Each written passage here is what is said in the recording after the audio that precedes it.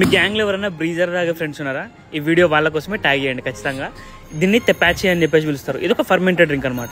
ఇది దేనితో తయారు చేస్తారో తెలిసి మాత్రం పరిశాన్ అయిపోతారు. ఇది పైనాపిల్ తొక్కలతో తయారు చేస్తారు. ఇది ఒక నాన్ ఆల్కహాలిక్ బీవరేజ్. ఇది బ్రీజర్కి బెస్ట్ రీప్లేస్మెంట్.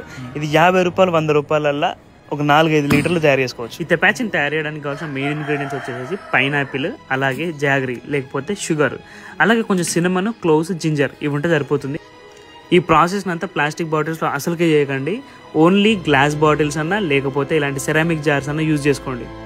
ఫస్ట్ పైనాపిల్ని తొక్కలు కడియండి. ఇక్కడ ఇలా కనిపిస్తున్నట్టు కడిగేసిన తర్వాత ఈ తొక్కలన్నింటినీ ఈ జార్లో వేసేసి ఇందులో ఒక కప్పు బెల్లం అన్నా లేకపోతే షుగర్ ఏదైనా వేయచ్చు. వేసేసిన తర్వాత ఒక 4 లవంగాలు, ఒక దాల్చిన చెక్క, అల్లం ఇవన్నీ వేసి ఒక 3 to 4 లీటర్స్ ఆఫ్ వాటర్ పోయండి. పోసేసి మంచిగా స్టిర్ చేయండి, అంటే కలపండి. కలిపేసిన తర్వాత ఈ జార్ పైన ఒక మంచి కాటన్ క్లాత్ తోటి గుడ్డ కప్పేసేసి ఈ జార్ని ఒక 3 రోజుల పాటు రూమ్ టెంపరేచర్ ఉండే ప్లేస్లో ఫర్మెంటేషన్ కోసం పెట్టేసేయండి. ఈ 2 to 3 డేస్ ఫర్మెంటేషన్ జరిగే టైంలో డైలీ ఒక్కసారైనా కానీ కూడా ఈ మూతను తీసి ఇందులో ఉన్న లిక్విడ్ని ఒకసారి కలపండి. కలపడం వల్ల ఫర్మెంటేషన్ అనేది మంచిగా అవుతుంది.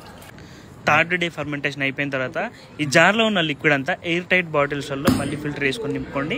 నింపుకున్నాక ఇంకొక డే ఫర్మెంటేషన్ కోసం అలా సైడ్కి పెట్టేయండి. బాటిల్స్ అన్నింటినీ పెట్టేసాక 5th డే రోజు వీటన్నిటి ఫ్రిడ్జ్లో పెట్టుకొని సర్వ్ చేసుకోండి.